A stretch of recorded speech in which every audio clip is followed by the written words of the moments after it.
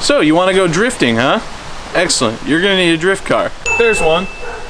But you're going to need a little more than just a drift car. And I guess I won't say you really need a drift car if you want to get technical and be the kind of people I know will watch this. You don't need an angle kit or a hydro or a bucket seat. You just want to go drifting. I get it.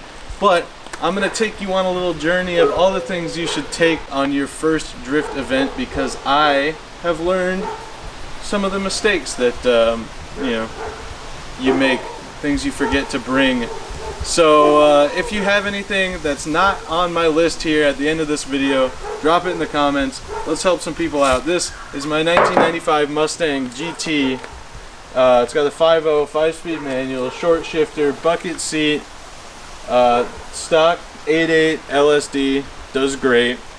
We've got the QA1 full coilover conversion, an angle kit, light angle kit. It's just cut knuckles right now because my LCAs won't clear any more angle than it's got. What else have I done to it? I think that's pretty much it.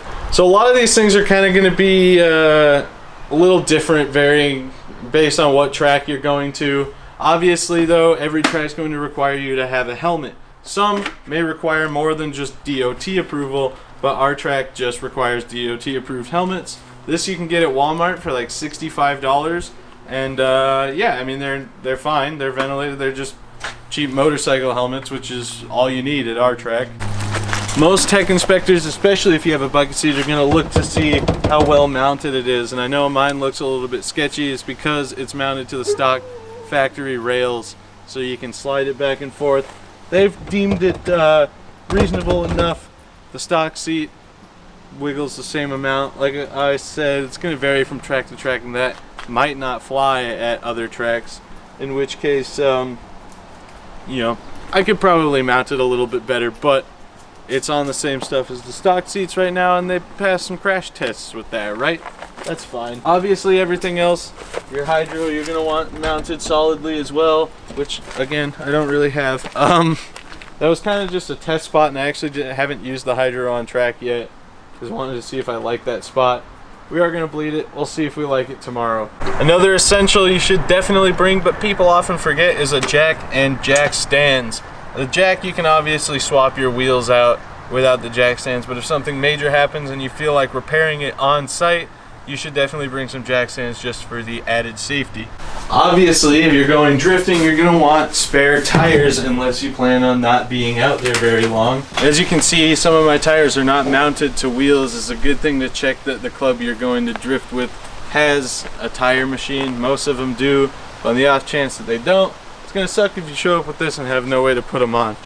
Obviously, you're going to want to go through your car and make sure it's everything you want it to be to go on track with. Like I said, my hydro needs bled, so that's what we're going to do right now to get it ready to go on the track. But make sure you've done an oil change recently, you know, within a reasonable amount of miles.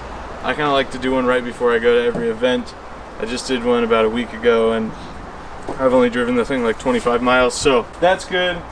Just make sure everything you want mechanically functioning within reason. Obviously, don't take things out there that are about to throw a rod, but just minor things like your hydro not working. Also, you want to make sure that you have every lug nut. Do as I say, not as I do.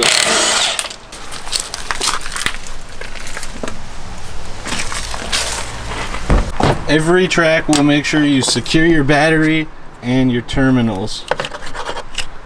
Some tracks will allow ratchet straps, others won't, and it's best to find out ahead of time, obviously, so you don't face any unpleasant surprises at the track. I always recommend before a drift event you take your car out for a drive.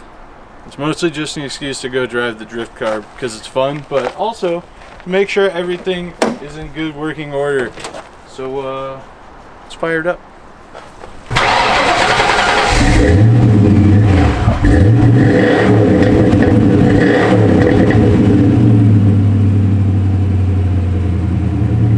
So for regular viewers of my channel, I maxed out the caster up front.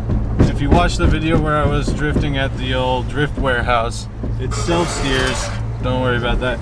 It self-steers a lot more than it used to, which has been really beneficial. So yeah, everything still feels good, still checks out. New serpentine belt is looking kind of frayed, which makes me a little concerned. But you're gonna hold together, right, Mustang? You're gonna be good. Let me just finish this event, please God. And at least if you're gonna brake on the last run of the day again.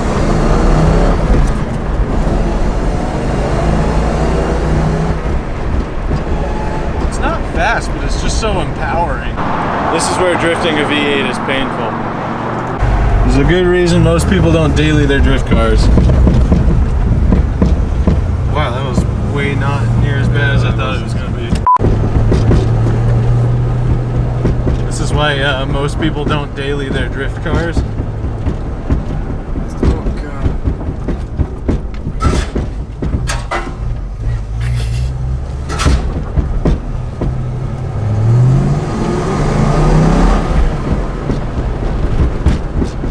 Just out of curiosity. Yeah, it's still not very good.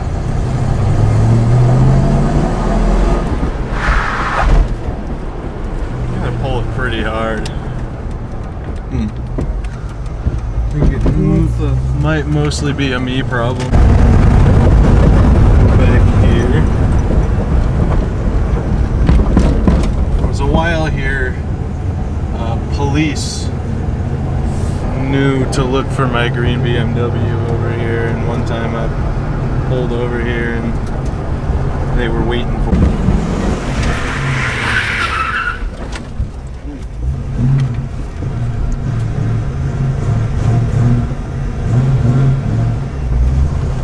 Ready? It's just slide.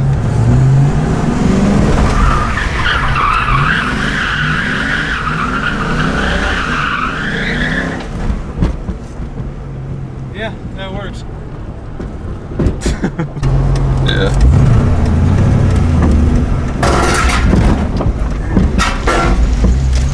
Woo! Once you're content that your car's in good, trustworthy working order, you're prepared to go drifting. Now, one thing I wanted to touch base on is a lot of people discuss whether or not you should drive your drift car to the track. The issue with our track is the closest drift events to me are about a 2-hour drive. And do I think the Mustang would make it there and back? Absolutely. It'd be really expensive. I mean, not more than a tow rig, I guess, because it's also a V8, but this thing on the highway will maybe get about 18 miles per gallon. So it'll probably do a little better than towing it, whatever I tow it with, that is. However, I don't think that I'm a skilled enough driver to not have a real good chance of just planting this thing into a wall. If I drive it there and crash it, it's kind of stuck there. So I'll be trailering it as I did for the last event, as I did with the Volvo when I drifted that. I just like having the peace of mind, but if you think that you're gonna keep your car on track and you're not gonna break something so bad that you can drive it home, which also depends on tracks too, because the track here has a wall pretty much every spot people go off the track consistently. A lot of people just have grass to run into. So if you have grass to run into and you're confident that nothing more than, you know, ripping your front lip off is going to happen, then maybe drive your car out to the drift event. Maybe don't. I'm going to leave that up to you. A U-Haul trailer is about 60 bucks a day to rent. Pretty worth it. Arguably the most important thing you can bring to a drift event that isn't a car is tools. How many tools? As many tools as you're willing to carry, because you're going to get out there and then you're going to need something and not have it. So every event I bring the big impact, I bring the little impact, I bring the impact sockets, I bring the long regular sockets. Sometimes I bring the short ones, but I don't think there's anything on that car that I can't get to with the long ones. A ratchet, obviously. Wrenches is also a good call in case anything needs a little persuasion. We'll take a hammer, take a mallet maybe, probably just the mallet actually. You know, I'm on the fly here and my battery's about to die on the camera, so I'm just trying to tell you, other than tools, you guys need to bring water, snacks. Some people don't think about that stuff, but not all drift events are going to have food available. Bring extra coolant, because my God, can your car overheat? Or you can lose your water pump and blow all of your coolant on the ground like I did. What else? Bring oil. Check your oil before you go. Check your oil after every few laps if you think you might have a small leak or you might be burning it. It's absolutely essential that you make sure your car is going to survive the event. Bring extra everything, basically. Bring all your tools, your jack, tires, everything we've talked about in this video, and anything I can't think of right now, you're going to want to bring it. If it's pertaining to your car in any way, bring it, because you're going to regret needing something you don't have out there and not being able to get to the store if you can't, like we can't. Overall, thank you guys very much for watching. I hope you enjoyed this video. If there's anything I didn't talk about that you think people should bring to drift events, or you drift and you have good advice, drop it in the comments, please. The Mustang's going out drifting. I got a new GoPro. Should be an exciting video. And yeah, if you want to see a picture of your car featured in one of my videos, send a picture of it to me at curseforeverhelp@gmail.com. Follow me on Instagram at BigB1011. Follow Brock on Instagram at BomberBrick.